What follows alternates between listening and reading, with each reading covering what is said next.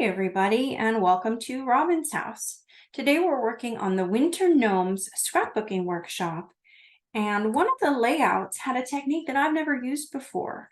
It's this really interesting take where you have stripes of 6 different papers going on, but on one end they're small and one end they're large, and they're not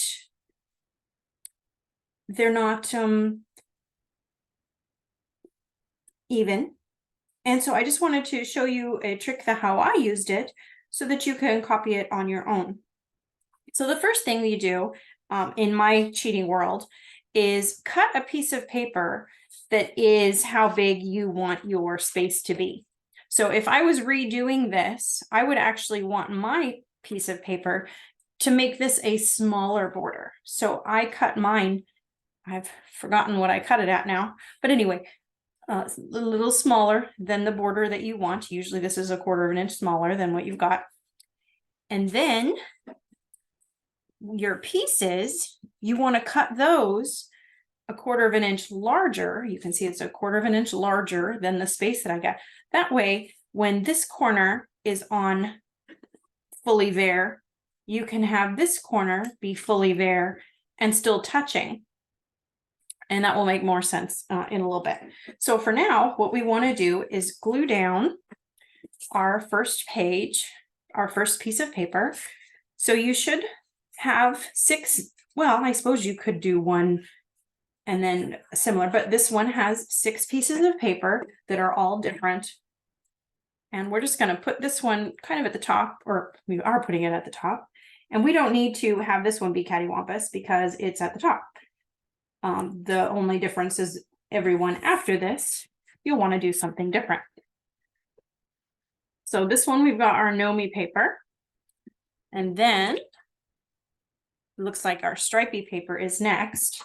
So I want to have variation. So I'm going to put mine in so that it's near the bottom on this end and it's a little higher on that end. So I'll take my glue.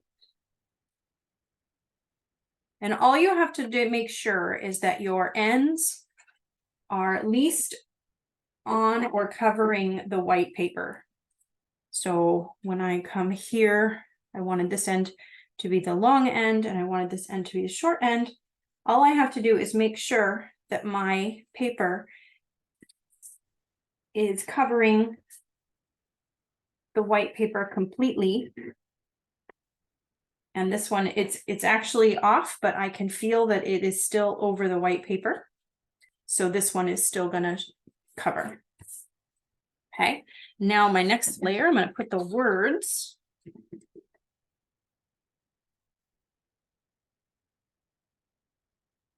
So you can cut your pieces of paper shorter. I cut all my pieces like 2.5 inches tall or something like that.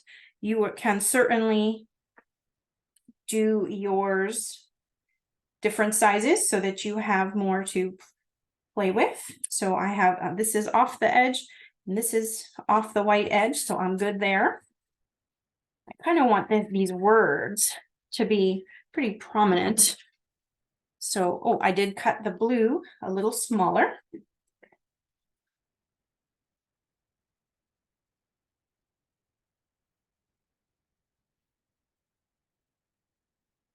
So I got my blue and I did want prominent words, but I also, so I'm gonna have my blue barely covering on this end.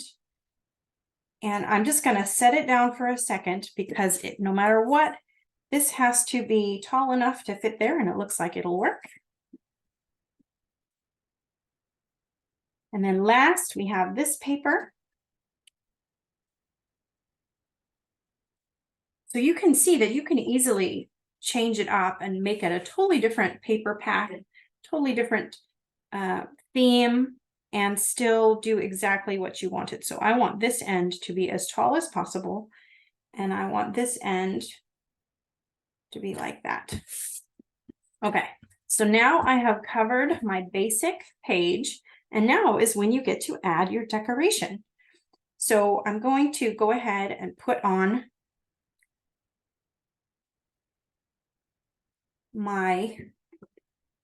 these stripies, these little itty bitty periwinkle lines. And I'm just going to choose, okay, which paper do I want to emphasize the most? And then I can put that one on the top of that paper. And then make sure it goes all the way edge to edge. Hopefully that one does. And then I'm gonna fast forward, but all I'm doing is adding these little border strips over the top. You could do it either way. If you want to show more of your words and less of those stripes, put it on top. If you want to have it on top of the words, you can just choose how you want to do it.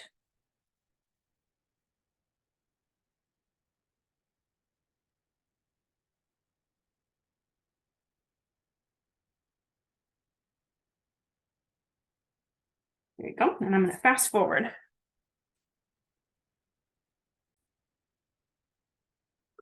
So now I have everything down and covered. So the main purpose of these little lines is, number one, they look really nice. And number two, they're able to cover up if there's small missing spots.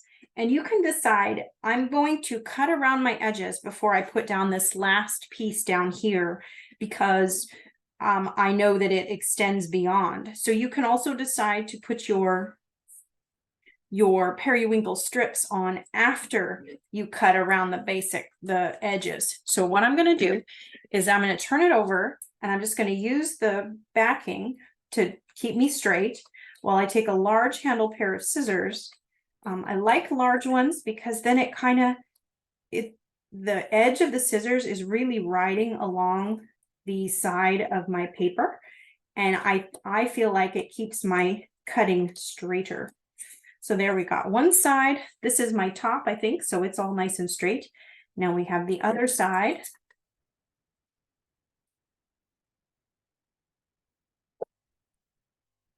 Cutting along those edges so your whole project is nice and square and straight. And now we have the bottom. See, my bottom, I knew I'd overdone longer because I wanted to emphasize that blue as much as I could. Okay, so now we have that, and now we have our perfectly appointed little thing. And now I can add on that bottom layer just to finish it up. And it's going to look so nice on that border that we made. Go, and we just add it down. It'll need to get snipped as well. But since I know where all the stuff is, I can butt it up on one end.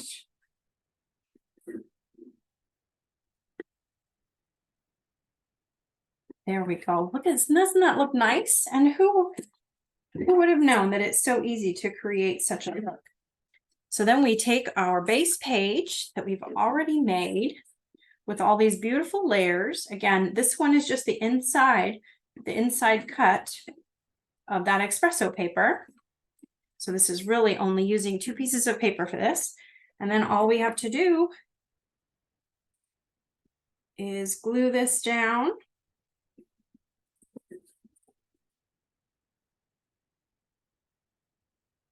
And we have this lovely design that is so different from anything we've done before. And now you've created a base page that you can do whatever. In this one, they use tags to decorate it. But you could even just put, photos. Super cute. Thank you so much for watching. Happy crafting.